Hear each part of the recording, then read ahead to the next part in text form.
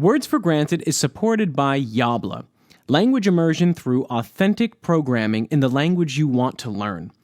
Yabla features modern television, film, and original content by native speakers of Spanish, French, Italian, English, German, and Chinese.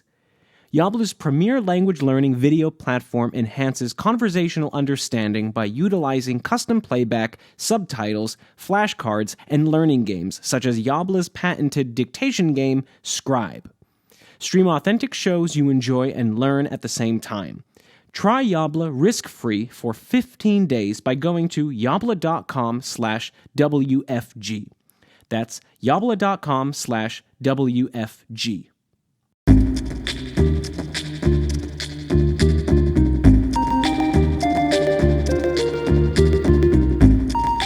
Hey everyone, I'm Ray Belli, and this is Words for Granted, a podcast that looks at how words change over time.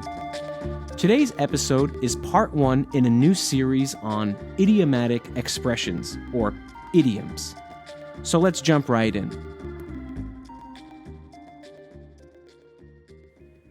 According to an estimation by American linguist Ray Jackendoff, the English language has around 25,000 idioms, many of which are part of everyday speech. What's up? Are we on the same page? It takes two to tango. My boss went off on me today. We checked into the hotel and are ready to hit the town. All of these sentences contain commonly used English idioms, and it's hard to imagine our language, or any language, without them. They're expressive, evocative, and efficient, by which I mean they can say a lot with a little. They're also linguistically peculiar. Very peculiar, as it turns out. Before doing episode-length deep dives into the history and evolution of particular English idioms, I wanted to give you an overview of idioms that explores some of these peculiar linguistic characteristics. Most of you probably know what an idiom is by definition, but I think a definition of idiom is still a good place to start. An idiom can be defined as an expression in the usage of a language that is peculiar to that expression itself, either A, in having a meaning that cannot be derived from the conjoined meaning of its elements, such as up in the air for undecided, or B, in its grammatically atypical use of words, such as give way. So, let's break down A and B a bit further. A. An idiom's meaning cannot be derived from the conjoined meaning of its elements. To put it simply, this means that you can't understand the meaning of a whole idiom by individually understanding the literal meaning of its parts. To put it not so simply, idioms are semantically non-compositional. In linguistics, compositionality is the principle by which the meaning of a complex expression, whether a clause, full sentence, or any combination of words, can be determined by the individual meaning of its parts and the rules by which those parts are combined. So, idioms, by their nature, contradict this. Again, we call them non-compositional. The example of semantic non-compositionality in the definition I just read was up in the air. The compositional meaning of the combined words up in the air refers to something that is above the ground. Birds, clouds, and airplanes are up in the air. However, if you don't already know the idiomatic meaning of up in the air, you can't reliably determine the meaning of the idiom by understanding the literal meaning of the words up in the air. If my feelings are up in the air about my new job, or my friend is up in the air about going to the party, my friend and I are literally down on the ground while figuratively feeling undecided. Okay? And now B. An idiom's meaning cannot be deduced from its grammatically atypical use of words. Now, idioms don't need to be ungrammatical as a rule, but idiomatic ungrammaticality does occur frequently. The example of atypical grammar in our definition was give way, meaning to surrender or to submit. Give way is a phrasal verb, which, if you need a refresher, is a verb that combines 2 or 3 words from different grammatical categories to convey a single action. There's a lot of crossover between idioms and phrasal verbs because they're both non-compositional. Anyway, in the idiom give way, the phrasal verb formula is verb plus noun, which is ungrammatical in standard English. The 3 standard formulas for phrasal verbs in English are verb plus preposition, verb plus particle, and verb plus particle plus preposition. Furthermore, much like the idiomatic meaning of up in the air, the idiomatic meaning of give way is neither equivalent to nor reliably determinable from the sum of the meaning of its parts. Idioms stand outside of ordinary conventions of syntax and grammar, which explains the etymology of idiom itself. It ultimately derives from the Greek word idios, which meant private or belonging to oneself, personal. If something is personal, it is uniquely one's own or peculiar to that person. Think idiosyncratic, which comes from the same root. From this sense of peculiarity and singularity, the word idioma came to mean a linguistic peculiarity, thus idiom. If you're wondering if idiom and idiot are ultimately cognate, they are. Briefly, in ancient Greece, an idiot was a private person who stayed out of politics, and thus idiot came to mean an uninformed or ignorant person. It's an interesting etymology that has gone through several evolutionary phases over more than 2 millennia, and maybe one day I'll do a full episode on it. Because of their idiosyncrasies, idioms don't translate well from language to language. If you were to literally translate quirky English idioms such as caught in a pickle or raining cats and dogs into another language word by word, not only would these idioms lose their meaning, but semantically they'd sound utterly ridiculous. The Spanish idiom mucho ruido y pocos nueces literally translates into English as a lot of noise and no walnuts. It sounds weird in English, but it's a common Spanish idiom that's equivalent to all talk, no walk, which is itself an English idiom for someone whose actions don't live up to their word or their promises. If you've ever learned or taught a foreign language, then you know that idioms can be confusing to non-native speakers encountering them for the first time. I'm a part-time ESL teacher, and for lower-level students, particularly children, I try to avoid using idiomatic language in order to be understood. I might tell a student to learn and remember the vocabulary words for next time, but I would not say learn the vocabulary words by heart, because to learn by heart is an idiom whose meaning probably isn't obvious to a 7-year-old who's been learning English for a year. If you make a conscious effort to not use idioms, you suddenly start to realize that idioms are everywhere. To clarify, I'm not discouraging my ESL students from learning idioms. On the contrary, mastering idioms is a crucial element of becoming fluent in a foreign language, but this kind of mastery comes at a later and more mature phase of language learning. In spite of everything I've just said, not all idioms are opaque to those unfamiliar with them. Some idioms are just simple metaphors whose meaning can be deduced from context, such as to pull the trigger or to give up the ship. Metaphorical idioms refer to something specific in order to convey the generic.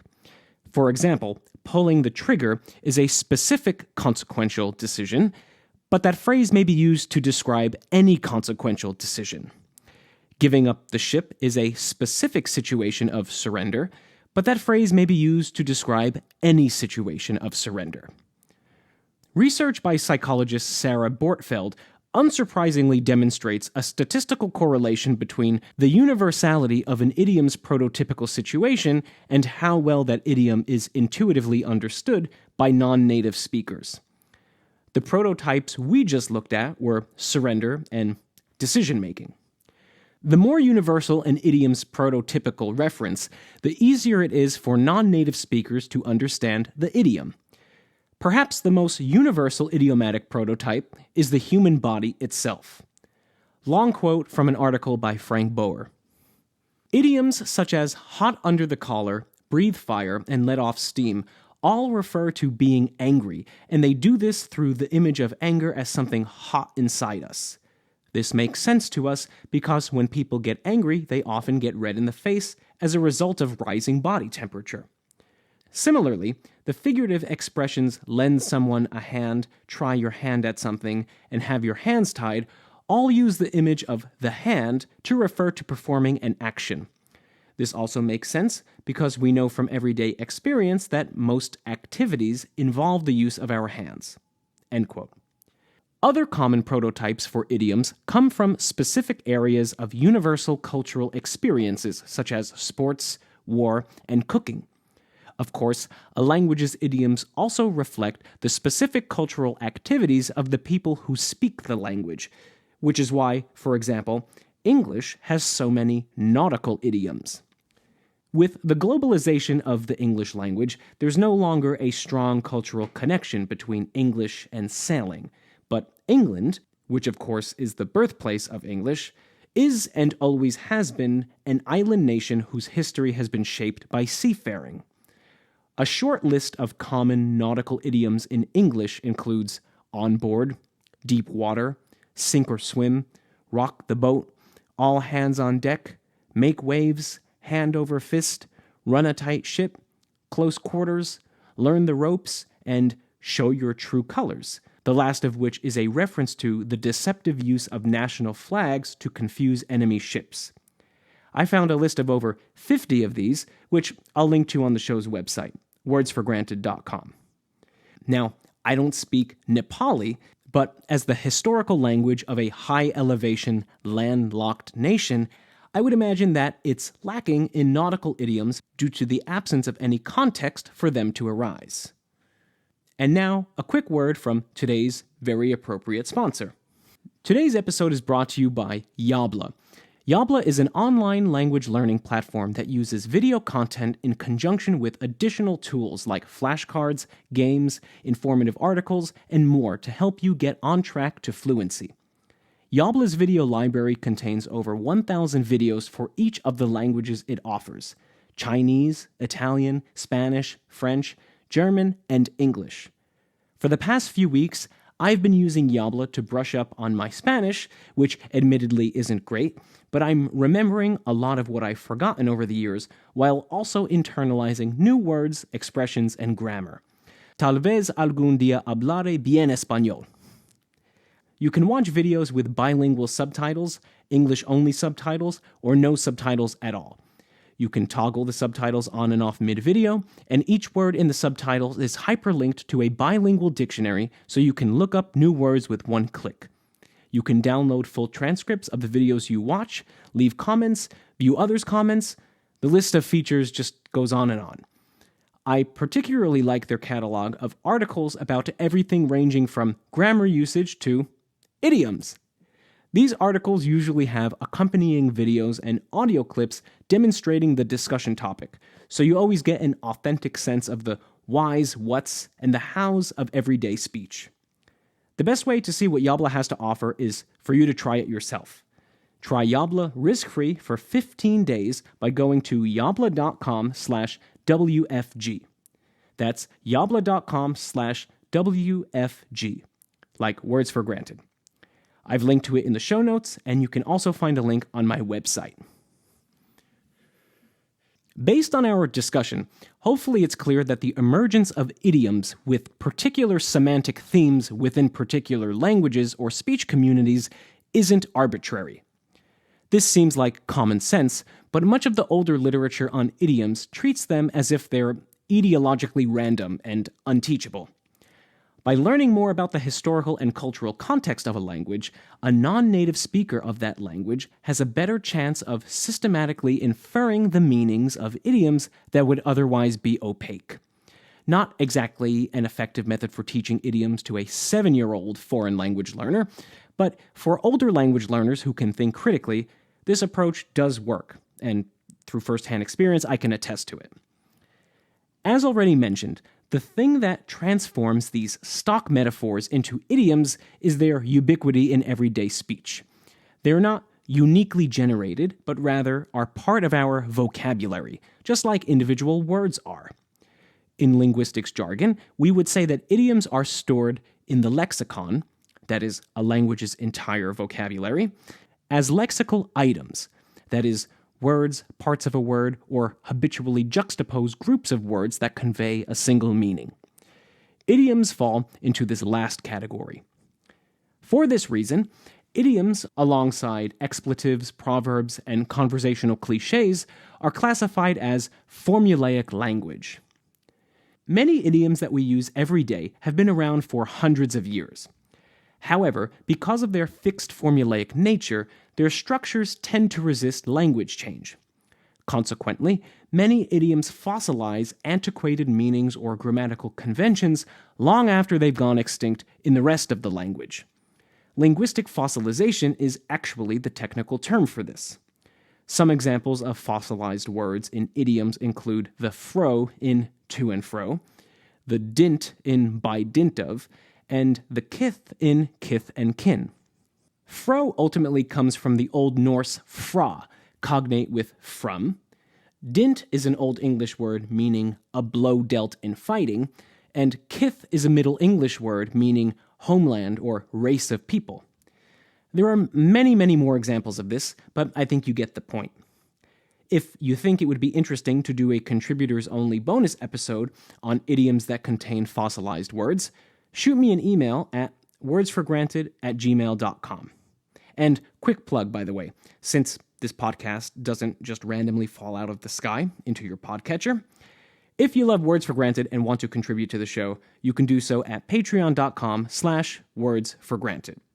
You can find a link to the Patreon page in the show notes and on the website.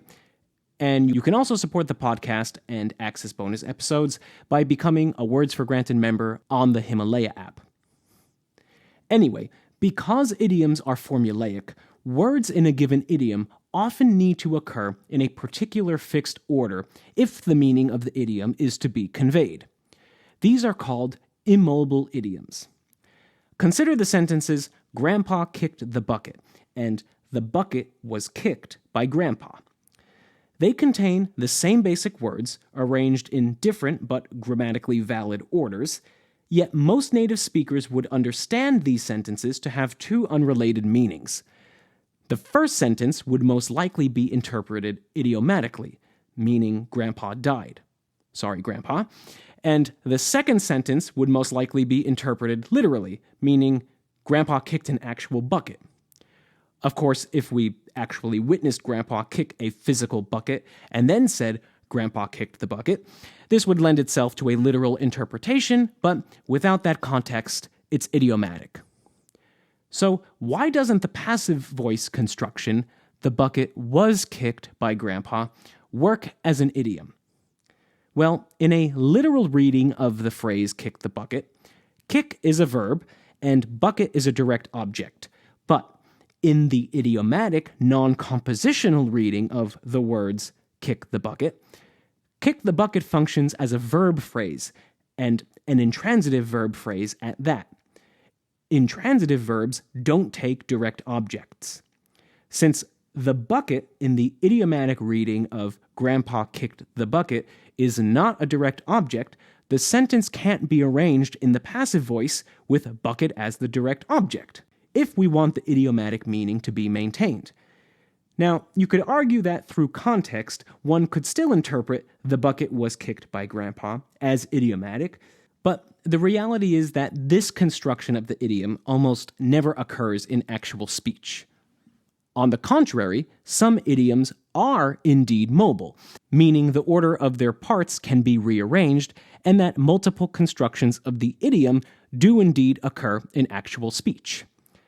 A classic example of idiom mobility is to spill the beans. Consider the sentences, they spilled the beans on our secret, and the beans were spilled on our secret.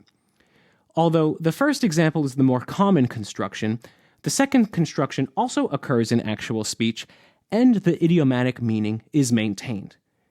Any guesses why this works? Unlike the idiomatic sentence, Grandpa kicked the bucket, which we've established has no direct object, the idiomatic sentence, they spilled the beans on our secret, does have an object, secret. To spill the beans on is a transitive verb phrase, meaning it's a verb that can take on an object, thus allowing us to structure the verb phrase passively with secret as its object. This nifty study of the grammar behind mobile and immobile idioms was made by linguist George Horne. The last thing I'd like to briefly mention is irreversible binomials. Irreversible binomials are another subcategory of idioms made of immobile constituent parts, but not necessarily for grammatical reasons. Irreversible binomials are two words or two groups of words that always occur in a specific sequence, such as do or die, high and dry, hell or high water, and surf and turf. The predictability of these sequences defines them as idiomatic. Even though hell or high water literally means the same thing as high water or hell, the words in the word phrase did not collocate or become fixed in that order. High water or hell is not an inherently weird construction, but it's simply not the way we're used to hearing the idiom. There's a certain musicality and catchiness to irreversible binomials that stand the test of time. I should note that not all irreversible binomials are idioms. Macaroni and cheese, peanut butter and jelly, and washer and dryer are all irreversible binomials, but they describe things in the world as they are, but by way of convention, in a specific order. Alright, I hope you enjoyed today's show. If you haven't already, I encourage you to leave a rating and review on Apple Podcasts or whatever podcast player you use, because those really help the show grow and give me feedback about how I can make the show better. I'm on Twitter at @WordsForGranted and Facebook as WordsForGranted, and you can email me directly with questions, comments, and concerns at wordsforgranted@gmail.com. Have a great day. I'll talk to you soon.